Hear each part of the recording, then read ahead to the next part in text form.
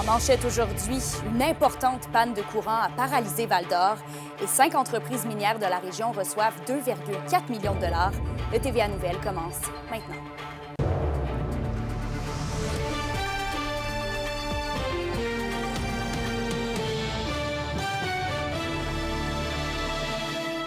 Bonjour tout le monde, Kémilia La Liberté avec vous. Je suis très heureuse de vous retrouver.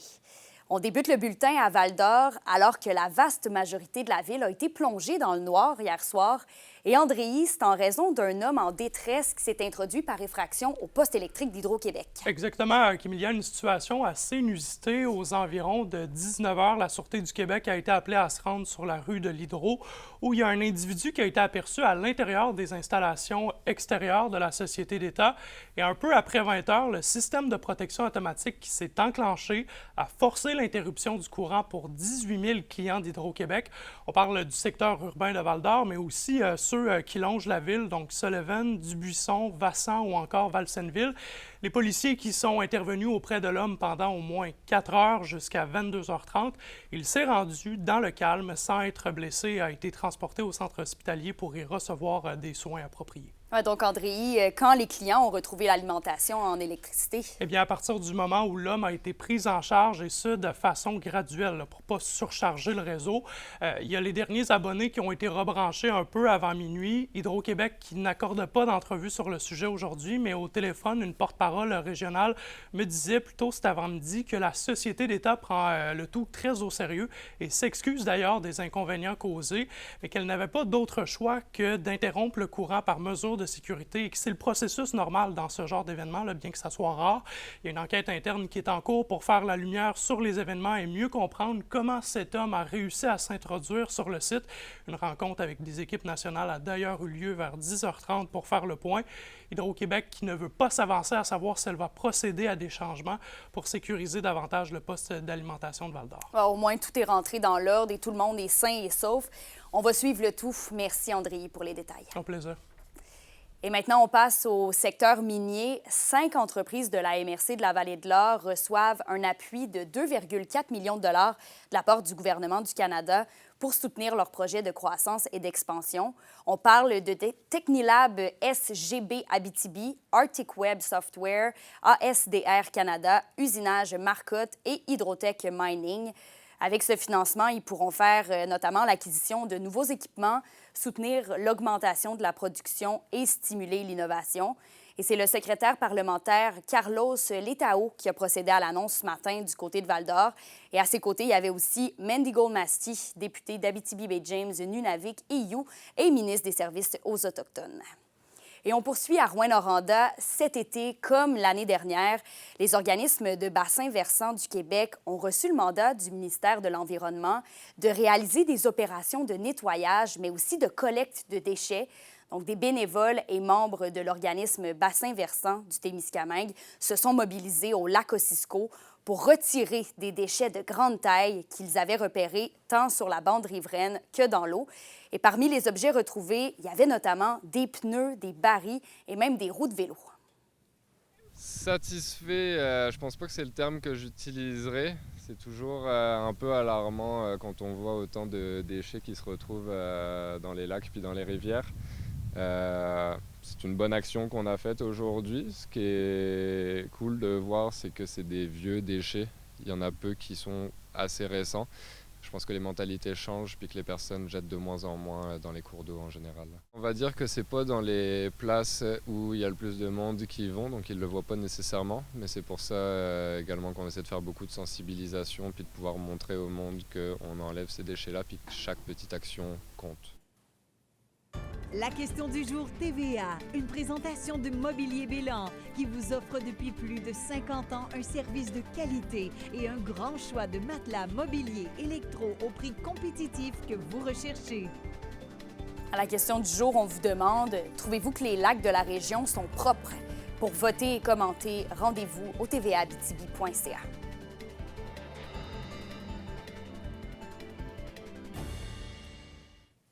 Et maintenant, des organisations de la région ont été récompensées par la CNESST pour leurs innovations et leur promotion de la santé. La Ville de Val-d'Or est l'une d'entre elles avec la distribution de paniers santé où des aliments de jardin étaient distribués dans des marchés publics. Et parmi les finalistes régionaux, il y avait aussi Agnico Eagle, Mine canadienne Malartic et Complexe minier Goldex, Forage Roulier et Uniboard Canada. Pour le regroupement Nord et Ouest, au total, 6 organisations ont été honorées.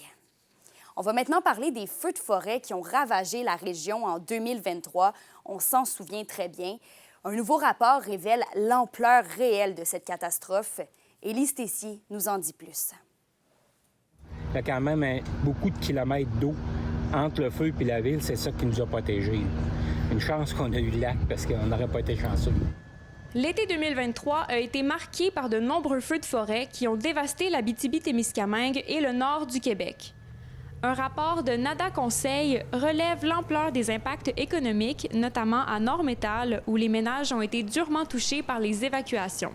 80 qui ont été hébergés chez des proches lors des évacuations, mais il y a quand même là, des dépenses additionnelles qui sont associées à ça. On parle d'une moyenne de 1 233 $ par ménage en Nord-Métal. Et il y a aussi eu des pertes de revenus.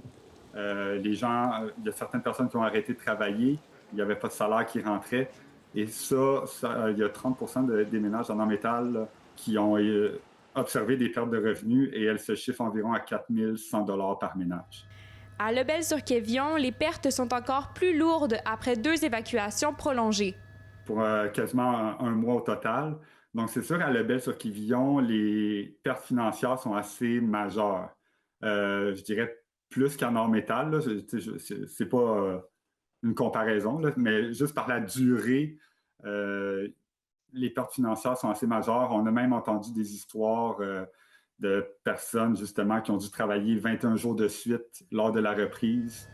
Le rapport indique que plus de 200 camps de chasse ont brûlé pour des pertes estimées à 11,8 millions de dollars en Abitibi-Témiscamingue. Mais au-delà des chiffres, la collaboration avec la communauté a profondément marqué les chercheurs. Pour nous, c'était un exercice d'humilité là, de pouvoir aller là, de voir comment les gens ont vécu les événements de 2023. Puis c'est vraiment, là, on est dans une tournée, là, justement, pour présenter les résultats dans ces communautés-là, de voir que ça parle aux gens, puis que ça reflète la réalité. On se dit que ce qu'on fait, ben, ça peut donner des résultats, puis c'est ce qu'on souhaite. Donc. Prochainement, les chercheurs s'intéresseront à l'évolution de ces impacts en contexte de changement climatique. Élise Tessier, RNC Nouvelles, Val-d'Or. Pour une nouvelle importante à nous communiquer, contactez-nous, nouvelles au pluriel, @rncmedia.ca, par téléphone au 1-866-463-4636 et notre site web tvaabitibi.ca.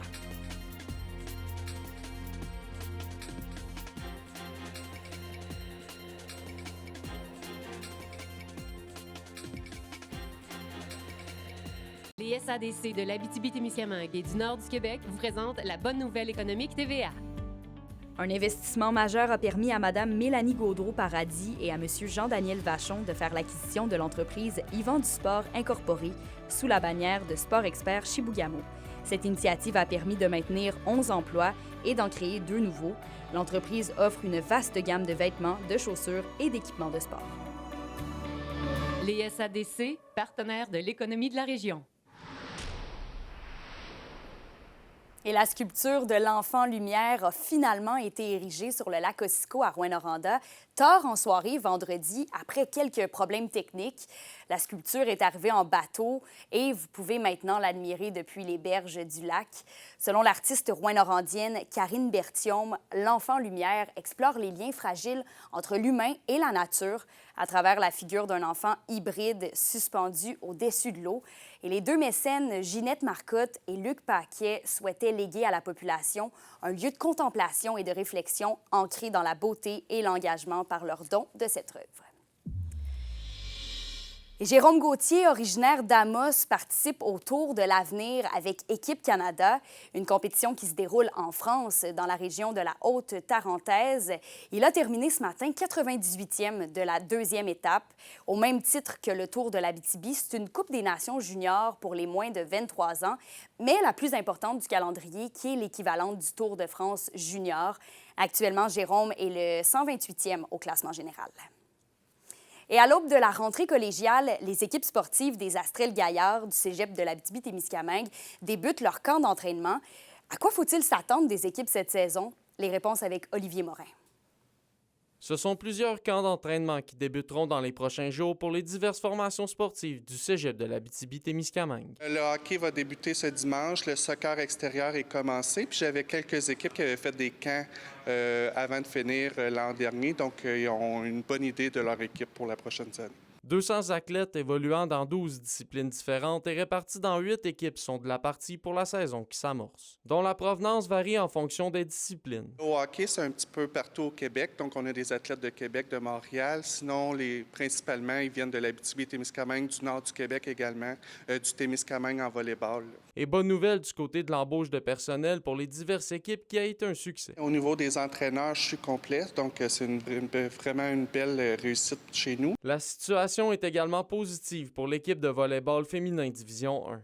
Alors qu'un vent de fraîcheur souffle sur la formation à l'aube du début de la prochaine saison. Du beau recrutement, des athlètes de Division 1 qui ont décidé de revenir en région, une équipe d'entraîneurs complète, donc 4 entraîneurs qui vont encadrer cette équipe, donc un renouveau. Il faudra également surveiller l'équipe de hockey collégial Division 2 des Gaillards. L'an dernier, la formation avait connu du succès. L'équipe en était à sa première saison dans cette division à la suite d'un changement pour leur permettre de mieux rivaliser. Et on a terminé 4e au Québec en Division 2, donc ça va être aussi une autre belle saison. À l'approche du retour à l'action, une certaine confiance règne de façon générale, même s'il ne faut pas sauter trop tôt aux conclusions au niveau des ambitions. Dès qu'on est là, on surprend toujours l'Abitibi-Témiscamingue, fait que c'est dur de se prononcer étant donné qu'on n'a pas vu nos adversaires, mais je crois qu'on va connaître des très bonnes saisons, peu importe le sport cette année. La saison 2025-2026 de la plupart des équipes des Astrelles Gaillard débutera dans 2 semaines, soit le 6 septembre prochain. Olivier Morin, RNC Nouvelles, Rouyn-Noranda. Gardez votre parapluie près de vous, puisque c'est des averses tout au long de la journée, des températures autour de 14 et 15 degrés Celsius. Et pour ce soir et cette nuit, la pluie sera toujours au rendez-vous en Abitibi, minimum de 9. Et au Témiscamingue, quelques nuages avec des probabilités d'averses toujours minimum de 10. Et avant de se laisser, les préfets de l'Abitibi-Témiscamingue montent le ton. Ils affirment qu'ils ont multiplié les appels au gouvernement afin d'obtenir des rencontres après une étude qui révèle un déficit fiscal pouvant atteindre 822 millions de dollars pour la région. Ils attendent toujours des réponses. Donc, on vous reviendra ce soir avec tous les détails. Soyez à l'écoute du bulletin.